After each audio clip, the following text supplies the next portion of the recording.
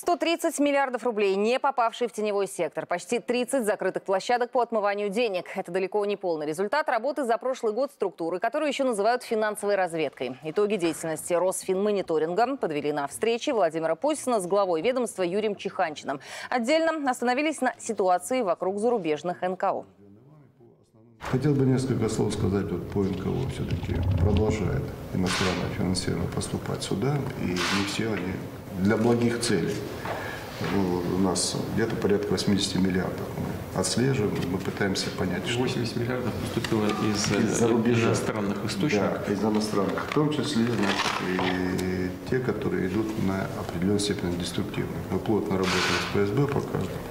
Есть направление отрасли, куда наибольшее количество сегодня денежных средств, это, конечно, выделяется эта система образования, то есть учебное заведение и прочее. Но тут здесь картинка после мы показали, какие регионы наиболее сегодня подвержены, скажем, приходу денежных средств. А еще президент потребовал особого внимания к сомнительным операциям в сфере выполнения гособоронзаказа. Как доложил Чиханчин, число фиктивных организаций в этой области удалось снизить почти на четверть.